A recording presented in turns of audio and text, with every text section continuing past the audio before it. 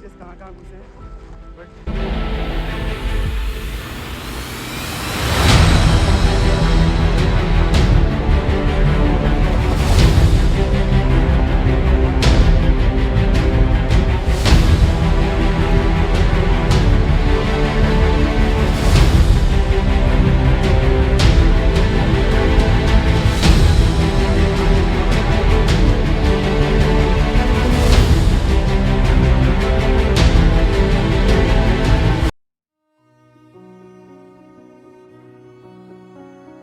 कुछ सफ़र मंजिल के लिए नहीं होते, वो सिर्फ इसलिए होते हैं कि तुम खुद को फिर से जिंदा महसूस कर सको। हम भी कुछ ऐसे ही लम्हों की तलाश में थे, जहाँ नेटवर्क से दूर नेचर से कनेक्शन मिले। तो सोचा, चलो पहाड़ों की तरफ चलते हैं। वही रॉ ग्रीन अनटच्ड पहाड़, कोडा चादरी, शिमोगा के एक कोने में बसा हुआ मोकाम्बिका वाइल्ड लाइफ सेंचुरी के बीचों बीच एक ट्रैक, जिसमें हर कदम पर चुप्पी थी और हर मोड़ पर एक नई कहानी। 13 किलोमीटर का ट्रेल शुरू होता है एक छोटे से गांव से। खाली रास्ते, पैडी फील्ड्स और जीव जंतुओं से भरा हुआ। अबे देखिए चलिए पहले तो यही कर दे, यही स्टार्ट कर दे। आराम से करना छोड़ दे भाई। ठीक है, नहीं भैया चलेगा। शर्त लगा सैंडी भाई 12 कितनी बार गिरेगा आज? 12-10 बार तो गिरेगा भाई। मैं बोल रहा हूँ 12 बार गिरेगा। 10 बार गिरेगा आराम से। मैं बोल रहा हूँ 12। अच्छा, तो लगभग सुबह 7:30 बजे हम अपने होम स्टे से निकले। पहला स्टेप फॉरेस्ट एंट्री परमिट, क्योंकि ये सिर्फ जंगल नहीं, ये एक वाइल्ड लाइफ सेंचुरी है। इसमें हजारों जीव जंतु रहते हैं। इसकी साफ सफाई और शांति की जिम्मेवारी हमारी होनी चाहिए। प्लास्टिक ले जा सकते हो, पर वापस लाना भी ज़रूरी होता है। और सबसे अच्छी बात, जब मैंने देखा कि पूरे ट्रेल पर एक भी रैपर, एक भी प्लास्टिक नहीं था, तो लगा लोग अब सच में समझ रहे हैं। और अगर आप कहीं जा रहे हो तो ये हैबिट लेकर जाओ। परमिशन मिलते ही हम निकले अपने ट्रेवल पर, और शुरुआत ही इतनी खूबसूरत थी कि पूछो मत। और जैसे जैसे मैं अंदर जाता जा रहा था, वैसे वैसे मैं खुद में खोता सा जा रहा था। मेरे दिमाग में बस एक ही थॉट चल रहा था, क्या ये सपना है या सच? क्योंकि ये मेरा पहला ट्रिप था और मैं इस जंगल की हरियाली वादियों में खोता सा जा रहा था। मुझे बस सब कुछ अपने कैमरे में कैद करना था। हर पत्ते, हर एक डाली, हर एक पेड़, हर एक जानवर, हर कुछ। और अंदर कहीं डर था, कहीं कुछ छूट न जाए। तो हम लोग एक वाटरफॉल के टाइप पहुँचे हैं, वाटर बॉडी है जहाँ से हम लोग को ऐसे उसमें जाकर हम लोग को उस दूसरी तरफ जाना है। कुछ दूर जाने के बाद हमें एक तेज बहता हुआ पानी मिला। एक ऐसी आवाज़ जो जंगल के सन्नाटों में गूंज रही थी, जैसे प्रकृति खुद गा रही हो। पहली नज़र में लगा ये तो वाटरफॉल है, लेकिन असली हिंदुलुमाने वाटरफॉल्स तो अभी दूर थी। ये सिर्फ एक झलक थी, ट्रेल का पहला इशारा कि आगे क्या आने वाला है। हिंदुलुमाने फॉल्स नाम जितना शांत, रास्ता उतना ही आसान। यहीं से शुरू होता है ट्रैक का सबसे चैलेंजिंग हिस्सा। पानी के बगल से चढ़ाई, पत्थरों पर पैर रखना और हर कदम एक नई सावधानी।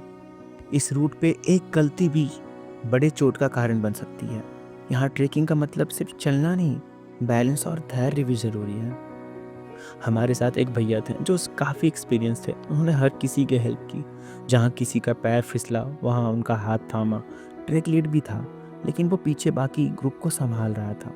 और वही तो असली मीनिंग होता है एक ग्रुप का, एक दूसरे के लिए खड़ा होना। कोई आगे खींच रहा था, कोई पीछे से हाथ पकड़ रहा था, और इस बीच में हर कदम एक कहानी बन रहा था। रास्ता मुश्किल था, लेकिन शायद वही तो सुंदर भी था, क्योंकि जब हर कदम में एफर्ट हो तब हर मंजिल की वैल्यू बढ़ जाती है।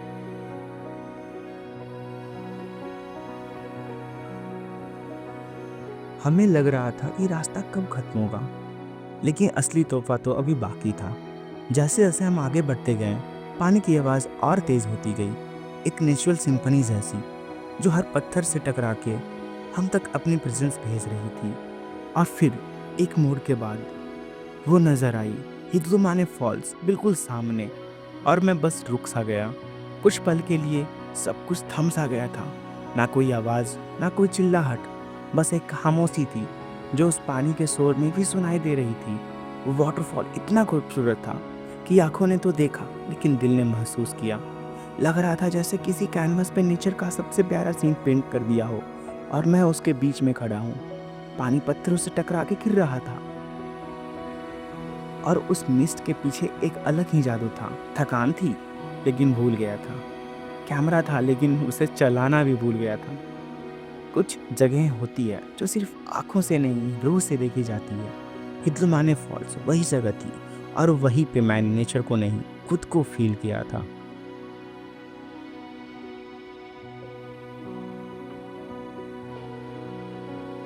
जब हमने वाटरफॉल को पीछे छोड़ा तो एक नई कहानी शुरू हुई। मंजिल अभी भी काफ़ी दूर थी लेकिन हम थक चुके थे। ये मेरा पहला ट्रैक था और एक पल के लिए लगा शायद मैं पूरा नहीं कर पाऊंगा। रास्ते खत्म होने का नाम ही नहीं ले रहे थे। हर मोड़ एक नया इम्तिहान था। पैरों में दर्द था पर आंखों के सामने जो नज़ारा था वो किसी दवा से कम नहीं था। वही नज़ारा, वही खामोशी हमें आगे बढ़ने की हिम्मत दे रही थी।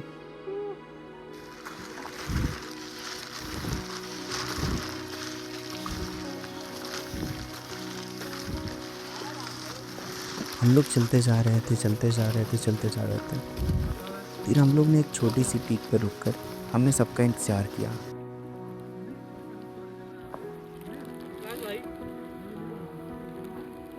क्या ले रहे हैं? ऊपर आ ना। आ जाइए, इधर बैठ जाइए, अच्छा व्यू है। बस ऊपर आ यार। 10 बज चुके हैं, लगभग 3 घंटे हो चुके हैं और अभी हम लोग को कितने किलोमीटर? 5 किलोमीटर भैया और है बाकी 4 to 5 किलोमीटर और बचे हुए हैं। And experience is next level. नीचे से भर चुके हैं पैर एंड सॉक्स से सारे।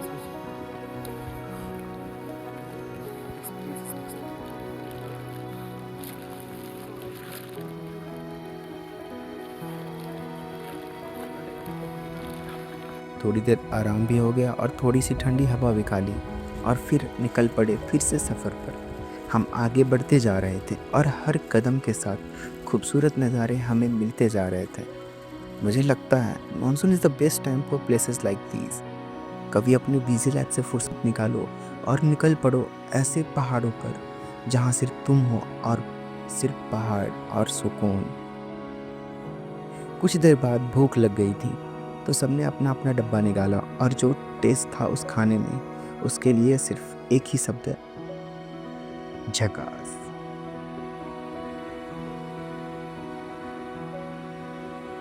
और फिर हम कहीं तो पहुंच गए थे। ना पता था कितनी दूर आए हैं, ना ये कि कितना चलना है। बस एक चीज़ क्लियर थी, जो नज़ारा सामने था वो दिल को छू जाने वाला था। ऐसा लग रहा था जैसे आज हम बादलों की सैर पर निकले हैं। वो मिस्टी हवा वो चेहरों से टकरा रही थी। वो ठंड वो सिर्फ टेम्परेचर की नहीं थी, वो एक एहसास थी। मैं वहाँ खड़ा सोच रहा था कि अगर ज़िंदगी का हर दिन में आधा भी ये सुकून हो जाए तो हम शायद ज़्यादा जिंदा महसूस करें। ये एक्सपीरियंस ना किसी फ़िल्टर में आएगा ना किसी कैप्शन में समाएगा। ये सिर्फ फील करने वाली चीज़ थी और मैंने उसे पूरी तरह से महसूस किया। कुछ देर बाद हमने टेंस जंगल्स के पीछे से निकल आए और एकदम से पहाड़ी जीप ट्रेल शुरू हो गया। क्या खूबसूरत ट्रांजिशन था।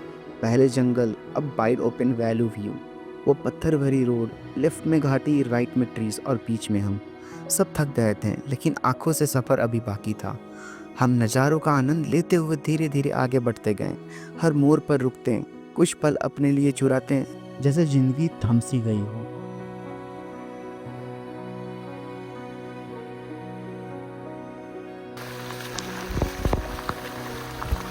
लगभग 1 बजने वाले हैं। हम लोग ने 7 बजे सुबह ट्रेक स्टार्ट किया था एंड लगभग 6 घंटे होने वाले हैं और शायद हम लोग अपनी मंजिल की ओर पहुंचने वाले हैं, जो हमारा फाइनल डेस्टिनेशन होने वाला है। And view is so crazy.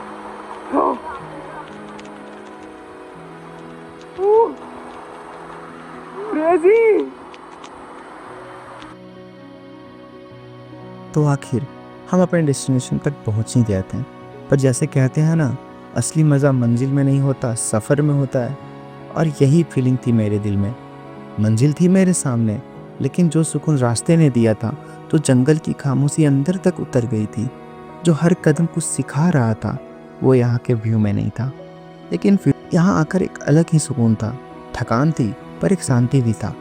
और तभी आसमान ने अपना रंग बदला। एक तेज हवा चली, वैसे कुछ कहना चाह रही हो, और उसके बाद बारिश। लगा जैसे बारिश यहीं से हो रही हो, जैसे प्रकृति हमारा स्वागत कर रही हो। किसी ने कहा यहाँ पास ही में एक जगह है, मोकाम्बिका टेम्पल, और उस जगह से जुड़ी है आदि शंकराचार्य की कहानी। कहते हैं उन्होंने यहीं बैठकर तपस्या की थी और इस पहाड़ पर एक तीर्थ बनाया था, एक जगह जहाँ प्रकृति, आस्था और शांति एक साथ मिलते हों। बारिश के बीच वो पत्थरों से घिरा छोटा सा टेम्पल, और हम एक पल के लिए सब कुछ भूल गए थे। कुदरत और आस्था के बीच में सिर्फ हम थे और एक connection.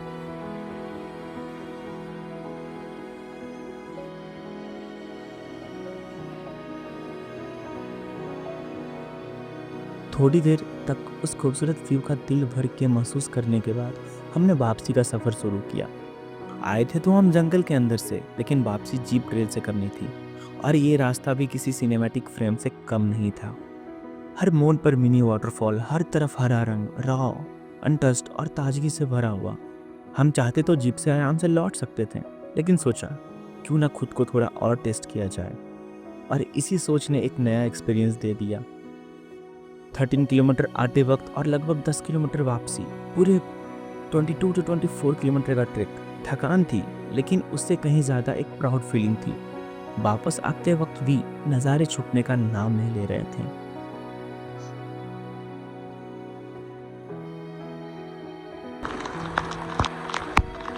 Finally, we have reached to our homestay. सुबह ट्रेक स्टार्ट हुआ था कितना, 7 बजे के अप्रॉक्स, 6:40 ना, और हम लोग शायद 4:15 के अप्रॉक्स शाम को पहुंच रहे हैं, पूरा ट्रैक कवर करके। एंड ये हमारा ब्रह्मास्त्र हमारे साथ है लीचे से प्रोटेक्ट करने के लिए। इसने बहुत मदद की है भाई। और आखिर में जब हम वापस अपने होमस्टे पहुंचे, एक साइलेंस था, ना फ़ोन का नेटवर्क था, ना नोटिफिकेशंस, और बस हम थे और एक ऐसी यात्रा जो ज़िंदगी भर याद रहेगी। ये ट्रैक कोड़ा चादरी का नहीं था सिर्फ, ये ट्रैक था खुद के पास लौटने का। हर इंसान को किसी न किसी मोड़ पर एक ऐसे सफ़र पर ज़रूर निकलना चाहिए जहाँ रास्ता दिखाए नेचर और मंजिल हो इनर पीस। इस सफ़र ने मुझे सिखाया मंजिल मेरे ना मिले, अगर रास्ता सच्चा हो तो हर कदम एक जीत बनकर जाता है।